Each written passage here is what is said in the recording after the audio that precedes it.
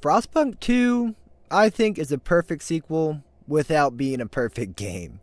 So, Frostpunk has evolved a lot since the first game released all the way back in April of 2018, which, I don't know, that seems crazy to me. That's almost like 7 years ago now, which honestly makes me sick just thinking about that. But the first Frostpunk, in my opinion, was a pretty groundbreaking city builder where the world became a frozen wasteland due to, well, we don't know for sure. There are a couple of theories in universe, out of universe. Some are saying maybe an asteroid hit was caused the climate to, collapse. A super volcano erupted, putting a lot of ash in the air. There's a lot of videos on it. You can come to your own conclusion. But what we do know is that the world is now frozen and we're now in an ice age. The first game was a pretty brutal city builder about making sure that humanity survives in any way possible. In the main scenario of the first game, you run a city called New London, which basically, I'm sure for everybody's first time playing through until you got the hang of it, ran on long 4 shifts and child labor. For real, that thing was like 1800s Victorian all the way. But now, I believe this takes place around 30 years later. The world has changed again. Now the city you run is not just a small village of about 1,000 people max, but a metropolis with thousands upon thousands of people. You now no longer need to worry about individual buildings, but entire districts. This sequel is not just a copy and paste of the first game with some new buildings and mechanics, but an entirely new game that perfectly builds on the first. Which, again, might be divisive for some. I know that is the reason for some negative reviews on the Steam page, but I personally find that a bit stupid. I was actually rather very hyped. As you can see, I actually made a video on my channel about why you should be hyped for this game. I'm very glad I wasn't wrong. I made one on Victoria 3, and I was wrong. So, always nice to know when I, actually get something right. I think the marketing for this game is really good. It really sells you on the idea and gets you hyped for the post-apocalyptic world you're going to find yourself in. Ever since I played the beta, I was hyped for this game. I even happened to go to a certain website and then, download it for myself without the time constraint. I was definitely very hyped for this game, and it has not disappointed at all, barring some minor issues in my opinion. So the plot of this game continues on from the first one. You play as the Steward, the hand-picked successor to the captain of the first game. You do not have as much authority as in the first game because now there is a council hall in the city where all laws have to be voted on. You can't just unilaterally make decisions for the entire city. There are 8 different factions in the game, and each of them want and represent different ideals. I won't go through them, but I think they're all very unique. I like all of the faction names. I like how you're able to please and displease all of them. I like how you can take a pretty mixed approach, or you can become a somewhat faction supremacist and, only engage with one faction. I think that definitely adds a lot to the game. The atmosphere of the game is also pretty different from the first one, since you take more of a bird's eye view of society and the city in general. But the game does something pretty cool where you'll actually get pop-ups from individual citizens when you make laws or decisions that affect them. Like in the early game, if you don't make a law on what childcare looks like in the city, you're going to get an event about a girl who goes out to play with her friends and they play with knives and fight each other. But if you pass the childcare law of mandatory schooling, you're going to get a pop-up about how she likes reading and she wants to write a book about sword fighting or princes, and there's going to be no snow in the book. Or if you pass the other law, apprenticeship, you'll get an event where she likes working and knows that she'll have a job when she grows up that will help the city. This type of reactivity is honestly really great. And it honestly kind of reminds me of how Fallout New Vegas did it, because these events do not actually affect the gameplay or world at all. I mean, the law already does that. When you pass it, you get the buffs or debuffs depending on the law. But just by having someone comment on the law, it actually feels like it's affecting the people in the world on a much more personal level. But passing laws and dealing with distinct factions is not the only new mechanics. There is also new resource mechanics. There is, of course, food and fuel, which should be pretty obvious if you play the first game. But the new resources are heat stamps, which basically function as a currency. They basically represent heat, which I really think is some cool world building. I do think that that's honestly really cool because currency in general is really just a medium of exchange, an agreed upon medium of exchange. And I can definitely see in a world where it is constantly freezing, heat being the agreed upon currency of the world. You'll use heat stamps to help build buildings and bribe or, help fund factions. The other new resources is good, which is an abstraction of consumer goods, like I'm assuming furniture, clothing, other quote unquote luxury goods in this world that citizens want and need. If you're running a deficit of goods, then crime increases in the city. The other resource is materials, which represents iron, wood, anything that can be used to help build and upkeep things. There are also still heat cores from the first game, which is some cool steampunk style technology that advanced technology needs to function. And then there is also prefabs, which are needed to build buildings. They are described by the game as prefabricated building components, hence the name prefab. The last and one of the most important resources is humans. You need people to build new districts and buildings in the districts and to maintain your districts. If people start to die, your city can go to shit real quick because now all of your districts are not running at 100%. You're going to have to shift manpower around. You also have new Frostland teams, which are basically a continuation of the first game scout teams, which you need to more explore the land around your city, which they call the Frostland. So I mentioned districts and buildings being distinct. Districts are huge complexes that make one of the resources that I just mentioned. So things like a food district or a logistic district to make more Frostland teams. But buildings are unique things that you have to research to unlock. And what you can build is actually influenced by what faction you choose to follow their research. So let's say a faction like the merchants and the laborers are going to want you to research different buildings that will then allow you to build only them. So you have to pick, and they each have pros and cons. So when you build a district and then you research a building, you can then attach a building to that district to make it more efficient. Like let's say you have an industrial district and you're using it to make goods. You can put the building, a refurbishing center there, to make it more efficient at making goods. But if you played the first game, you should have a somewhat good idea of how to play the game. It should be somewhat simple to just step into the game and have a good grasp on what to build. I think the difficulty really comes from finding consistent fuel sources and just consistent goods of all kinds except for certain ones. This game introduces a new fuel type, oil, which is a lot more efficient than coal, and this mechanic also introduces another new mechanic of colonies. In the Frostlands, if you find a suitable place, you can send colonists there who will export the new resource, like oil, and you can transport it back to the city.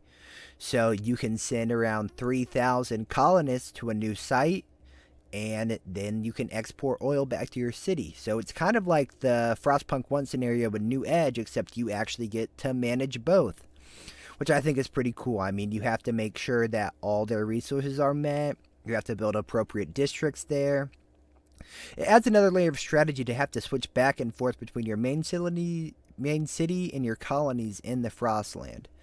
Another new big challenge is managing society. When you play, at the bottom of your screen is all the factions and the tension level. If tensions rise too high, or if you put a faction down too much and they start to radicalize, the city will start to explode. Districts can be taken over by protesters and rioters. Factions will fight each other, and then you can choose to negotiate with them or send in the guards. Although, of course, if a faction is too radicalized, you will have no choice but to respond to violence with violence.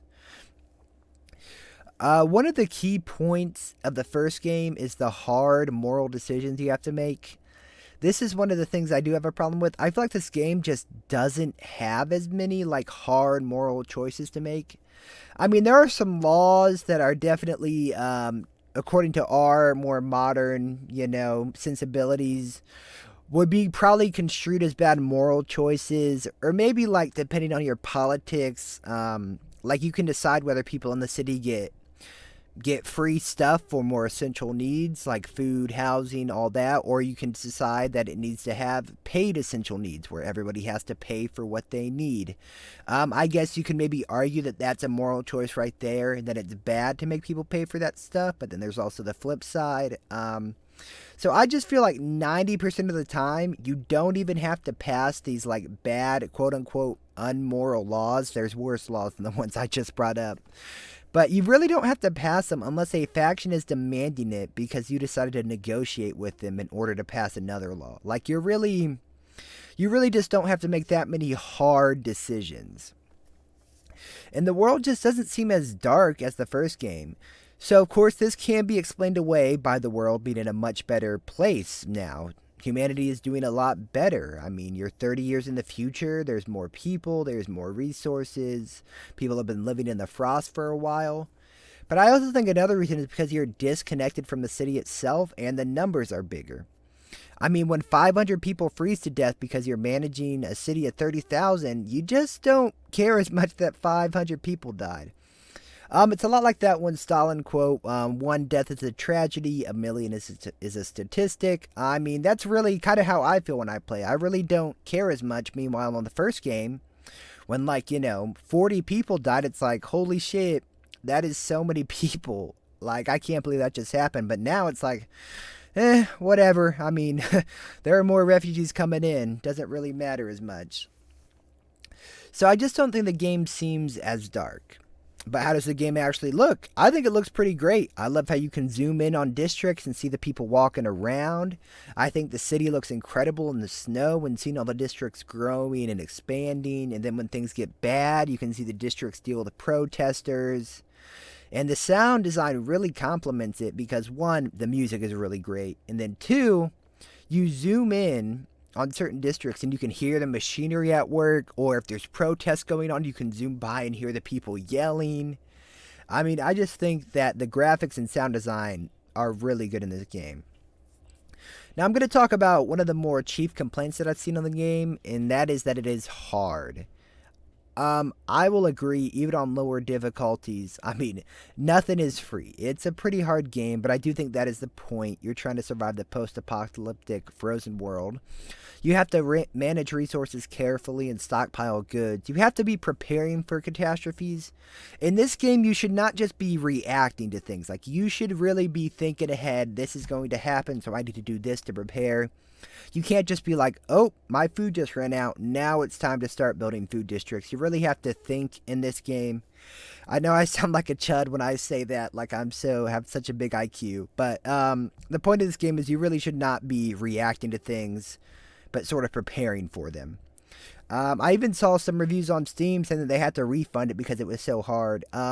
If a hard game turns you off, I guess I just wouldn't buy this game. It's hard by design, even on the easier difficulties, as I mentioned. You're going to have to maybe put a little bit of work to understand the mechanics more to get better at it. I mean, even I had to restart my first game. I do understand why people are saying that it's hard. But again, that's by design. So I think if you can get over the difficulty hump, this game is definitely worth it, just due to the replayability alone. So of course there is a main story, and then there's also what the game calls Utopia Builder. And that's where you started choosing location on the map, and then you decide what factions will make up your new city. The factions you choose are always going to be two factions who oppose each other, and then a random faction. Or you can have all three random factions. I put a lot of time into the Utopia Builder already. It's a lot of fun to just RP and work towards your own goals at your own pace, instead of having to do the main story.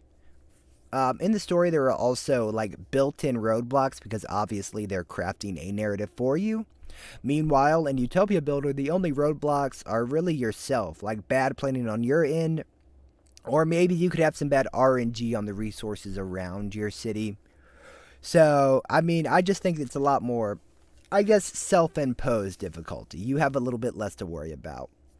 I think this game has a lot of strengths, such as society management. I love the new districts. I love the expanded scope of the game. And I'm really glad that they decided to evolve the game instead of just making a copy and paste of the first one. I mean, I see a lot of people, they don't like the expanded scope. They wanted Frostpunk 1 again, but with different scenarios and maybe just some new stuff added. But I think that this really takes the franchise and game in a lot better of a way. I'm glad that they didn't just decide to make Frostpunk 2 the same as the first one. They're also going to have full mod support, which I think given time will have a really active scene. I think there's a lot you can do with that in this game. Not that I'm a modder. I mean, I'm somewhat talking out of my ass about it. But I mean, I think this game has a lot of potential. A lot of people love the series. I mean, the subreddit's pretty active. I definitely think it'll have a pretty active modding scene. One of my biggest issues is the constant freezing and game crashes. Like, almost every single time the game saves, the game will just freeze for... Again, I understand other games do that when it saves. Obviously, nothing's going on. It has to save the game state. But it's pretty egregious. It'll freeze for like 30 seconds at a time. I mean, you know, it's the year of our Lord 2024. I don't think that should be happening as much. And then also the game crashes a lot. I've had it crash while doing nothing around twice, and then maybe around like 5-6 times while it's saving or just frozen in place. It just won't load again. It'll force me to have to exit out of it, which is definitely very annoying. But overall, you know, these are rather minor issues on the grand scale of the game. I think overall, I love this game. As a Frostpunk fan, I'm going to give it a 9 out of a 10. But if you have no attachment to the franchise, I think it's probably a bit more realistic to give it an 8. Maybe a 7.5, depending on what you think of city builders and this genre in general. I think this game's incredible. I think you should check it out. And that's all I got. You know, like, subscribe, and remember that Jesus loves you.